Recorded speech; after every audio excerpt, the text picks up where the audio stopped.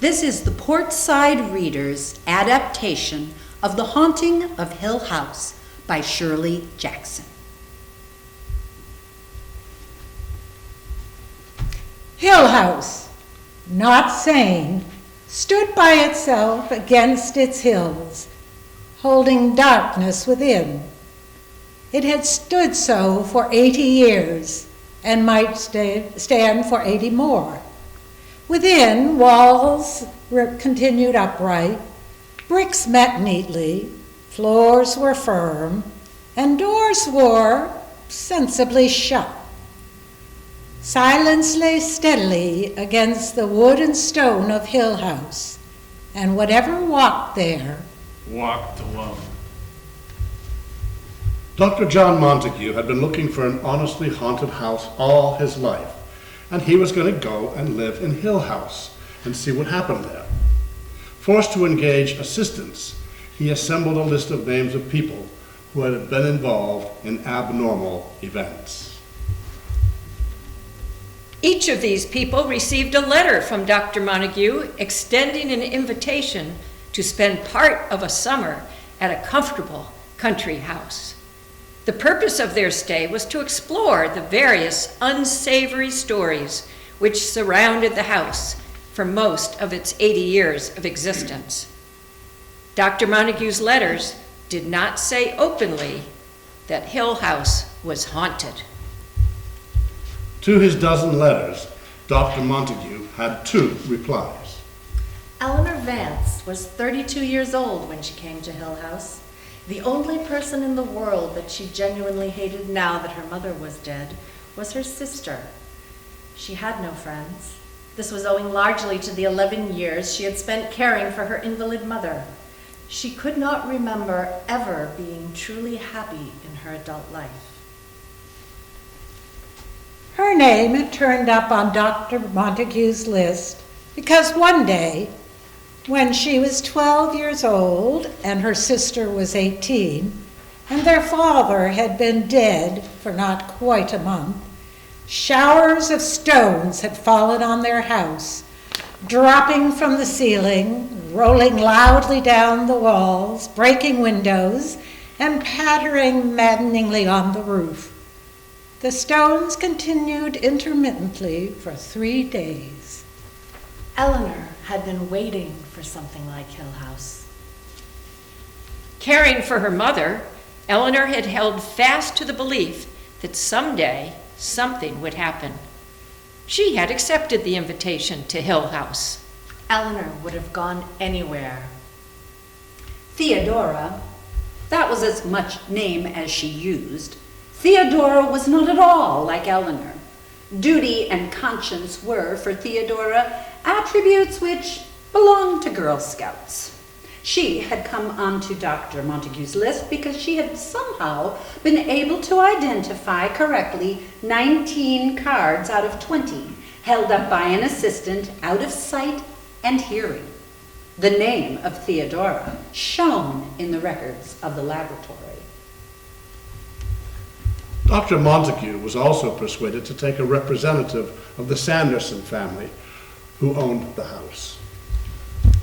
Luke Sanderson was a liar. He was also a thief.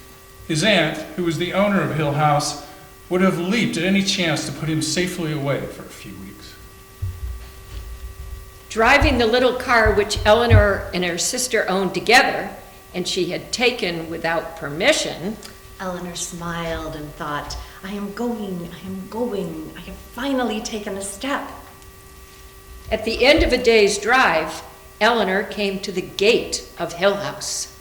Why am I here? She thought helplessly and at once. Why am I here? Since the gate was double locked and chained and barred, she made no attempt to get out of her car, but pressed the horn. After a minute, she saw a man coming toward her from inside the gate. He peered through the bars at her, scowling. What do you want? His voice was sharp, mean. I want to come in, please. Please unlock the gate. Who said? I'm expected. Or am I, she wondered suddenly. Is this as far as I go? Come back later. Listen listen. I'm one of Dr. Montague's guests. He will be expecting me in the house. Please listen to me. He turned and grinned at her. They couldn't rightly be expecting you, seeing as you're the only one who's come so far. You hear anything about this place? I heard I was invited here as a guest of Dr. Montague's. When you open the gate, I will go inside. I just want to be sure you know what's waiting for you in here. He looked at her now, his jeering face one more barrier. I'm being given a last chance, she thought. I could turn my car around right here and now in front of these gates and go away from here. She put her head out through the car window and said with fury, My name is Eleanor Vance. I am expected in Hill House. Unlock those gates at once. All right, all right.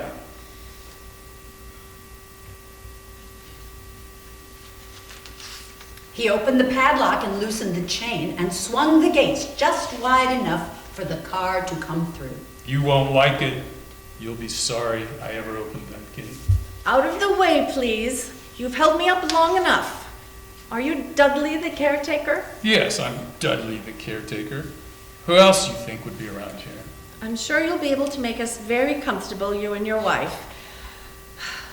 Meanwhile, I'm very anxious to get to the house as soon as possible. Me now. I don't hang around here after dark.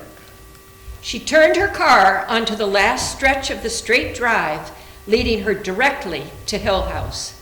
Once in view, she pressed her foot on the brake to stall the car and sat, staring. She shivered and thought, the words coming freely into her mind. Hill House is vile, it's diseased. A sick voice inside her whispered, get away from here at once. But this is what I came so far to find, she told herself. I can't go back.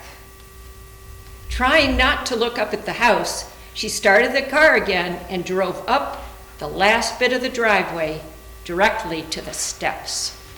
It was an act of moral strength to lift her foot and set it on the bottom step, and she thought that her deep unwillingness to touch Hill House for the first time came directly from the vivid feeling that it was waiting for her, evil but patient. Journeys end in lovers' meetings, she thought, and she put her feet down firmly and went up to the veranda and the door. She brought her hand up to the heavy iron knocker, and then the door opened, and she was looking at a woman who could only be the wife of the man at the gate. The suspicious sullenness of her face was a match for the malicious petulance of his. Mrs. Dudley, she said, catching her breath. I'm Eleanor Vance. I'm expected. Silently, the woman stood aside. The hall in which they stood was overfull of dark wood and weighty carving, dim under the heaviness of the staircase. All the doors she could see in the house were closed. Can you take me to my room? I gather I'm the first one here. You did say you were Mrs. Dudley. I think I'm going to cry. She thought I don't like it here. Mrs. Dudley turned and started up the stairs. And Eleanor took up her suitcase and followed, hurrying after anything else alive in this house. No, she thought, I don't like it here. Mrs. Dudley crossed the hall and opened a door, perhaps at random. This is the blue room, she said. Oh, nice, she said, standing in the doorway. It was not nice at all. It held the same clashing disharmony that marked the rest of Hill House. I set dinner on the dining room sideboard at 6 sharp. You can serve yourselves. I clear up in the morning. I have breakfast ready for you at 9. I don't wait on people. What I agree to, it doesn't mean I wait on people. I don't stay after I set out dinner. Not after it begins to get dark. I leave before dark comes. I know. Oh, we live over in the town 6 miles away, so there won't be anyone around if you need help. I understand. We couldn't even hear you in the night. No one could. No one lives any nearer than the town. No one else will come any nearer than that in the night. in the dark. And she closed the door behind her. Eleanor stood alone beside her suitcase, thoroughly miserable, telling herself helplessly, journey's end and lover's meeting, and wishing she could go home. It's awful, she thought. It's awful. And I don't want to stay. But there was nowhere else to go. She was standing with her back to the window, telling herself that she was not afraid at all, when she heard the sounds of a car door slamming, and then quick footsteps almost dancing up the steps and across the veranda, and then the crash of the great iron knocker coming down. Why, she thought, there are other people coming. I'm not going to be here all alone. Almost laughing, she ran across the room and into the hall to look down the staircase into the hallway below. Thank heaven you're here, she said, peering through the dimness. Thank heaven somebody's here. Come on up, Eleanor said, and her usual shyness melted away by relief. My name's Eleanor Vance, and I'm so glad you're here. I'm Theodora. Just Theodora. Oh, this bloody house. It's just as bad up here. Come on up. Make her give you the room next to mine. Theodora came up the heavy stairway after Mrs. Dudley. Green room, Mrs. Dudley said coldly. I set dinner on the dining room sideboard at 6 sharp. I have breakfast ready for you at 9. That's the way I agreed to do. I don't wait on people. What I agreed to, I doesn't mean I wait on people. And I don't stay after 6. Not after it begins to get dark. I leave before dark comes. No one can hear you if you scream in the night. So there won't be anyone around to hear you if you need help.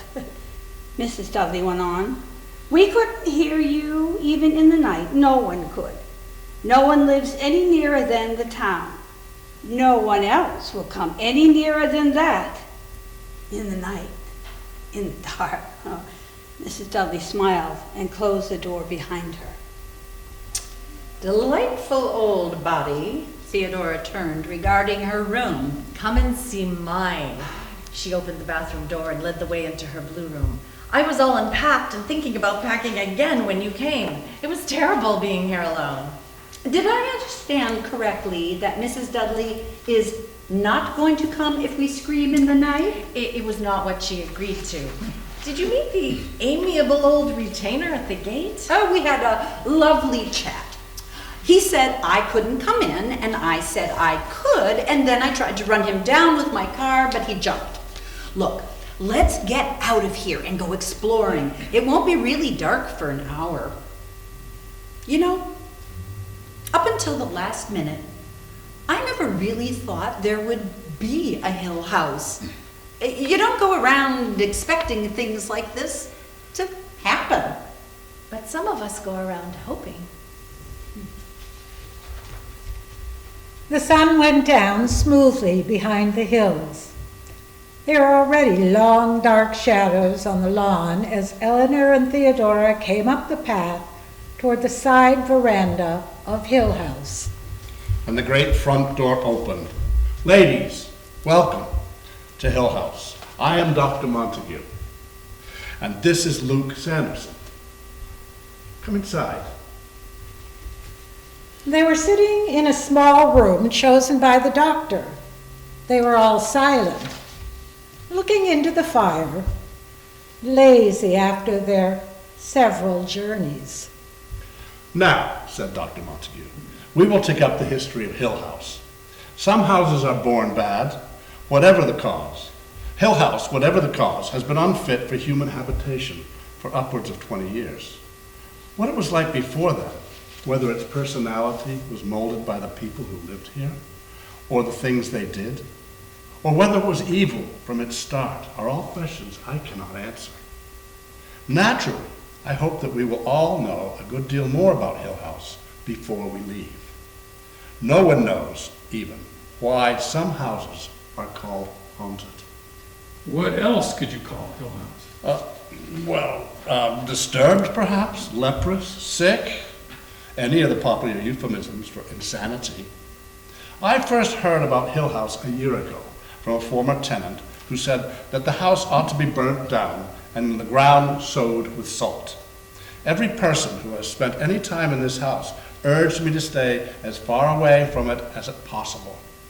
Not one of the former tenants could bring himself to admit that Hill House was haunted.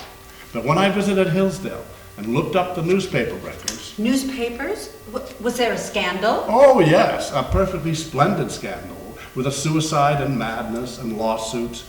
To get accurate information, I went to Mrs. Sanderson, Luke's aunt, and arranged to rent Hill House. But why? What's here? What frightens people so? Let's have a little more brandy, and I will tell you the story of Hill House. Hill House was built 80 years ago by a man named Hugh Crane as a country home, where he fully expected to end his days in quiet. Unfortunately, Hill House was a sad house almost from the beginning. Hugh Crane's young wife died minutes before she first was to set eyes on the house, when the carriage bringing her, overturned in the driveway, and the lady was brought, lifeless, I believe is the phrase they use, into the home her husband had built for her. He was sad and a bitter man, but he did not leave Hill House. He married again. The second Mrs. Crane died of a fall. Her death seems to have been as tragically unexpected as her predecessors. The third Mrs. Crane died of what they used to call consumption, somewhere in Europe. After that, Hugh Crane declared his intention of closing Hill House and remaining abroad. Hugh Crane died somewhere in Europe shortly after his wife, and Hill House was left jointly to the two sisters, who spent the rest of their lives quarreling over Hill House. Hill House was empty for years, but always kept in readiness for the family. It was the older sister who came back here to live alone, almost in seclusion. She eventually took a girl from the village to live with her as a kind of companion. Old Miss Crane died of pneumonia here in the house, with only the little companion to help her. There were stories later of a doctor called too late, of the old lady lying neglected upstairs, while the younger woman dallied in the garden with some village lout. After the death of the older sister, there was a lawsuit over the house. The companion insisted that the house was left to her, but the younger sister maintained most violently that the house belonged legally to her.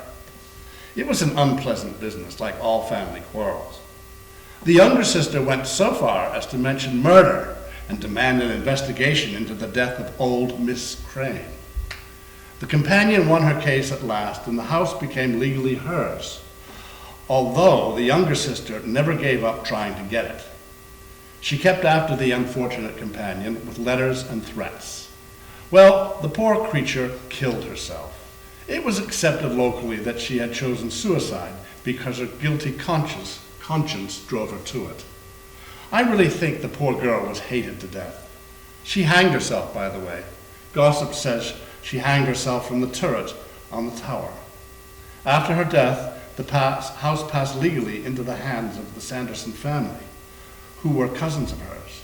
But no one, including the Sandersons, has lived in this house since, for more than a few days at a time. It has been on the market for sale or rent ever since. Well, that's a long story. I need more brandy. And so the old house has just been sitting here, Luke said. Just sitting here thinking. And waiting. And waiting. Essentially, the evil is the house itself, I think. It has enchained and destroyed its people and their lives. It is a place of contained ill will. Well, tomorrow you will see it all. The next morning, they were a family, greeting one another with easy informality. May I suggest, Luke said, that we first finish off all the coffee in the pot and then go nervously from room to room, endeavoring to discover some rational plan to this house, and leaving the doors open as we go, of course.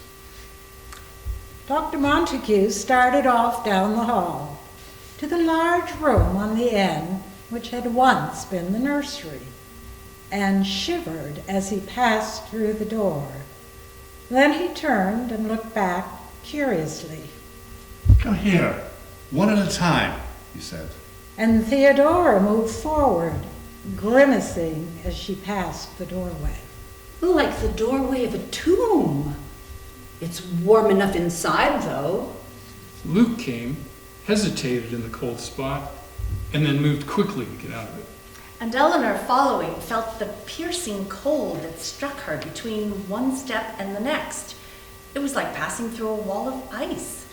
What is it? She asked. The doctor was patting his hands together with delight. The heart of the house. I must make a full account of this. It doesn't seem like an impartial cold. I felt it as deliberate, as though something wanted to give me an unpleasant shock. Luke stepped through the cold with a shiver and closed the door to the nursery. With the nursery door closed, they realized all at once how much darker it had become. Eleanor addressed Dr. Montague. You have the feeling that something, whatever it is going to happen soon? Yes, everything seems to be waiting. I wonder what it will do to all of us. You think we are right to stay? Right? I think we are all incredibly silly to stay. We have only one defense, and that's running away.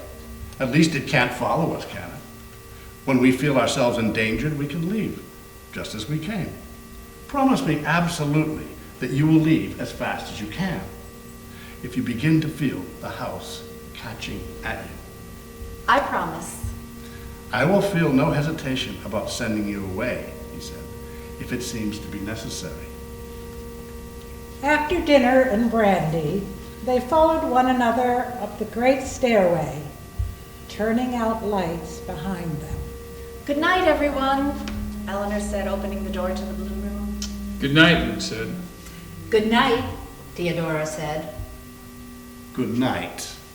Sleep tight. Coming, Mother, coming, Eleanor said, fumbling for the light. It's all right, I'm coming. Eleanor, she heard. Eleanor. Coming, she shouted irritably. Just a minute, I'm coming. Then she thought with a crashing shock, I'm in Hill House. Eleanor, in here. Coming. It was blessedly light in Theodora's room, and Theodora was sitting up in bed. I'm here. What is it? Something is knocking on the doors, Theodora said in a tone of pure rationality. And it's down near the other end of the hall. Luke and the doctor are probably there already to see what is going on. Theodora, it's getting closer. Just a noise, Theodora said, and moved next to Eleanor and sat tight against her. It sounded as though something were hitting the doors with an iron glove.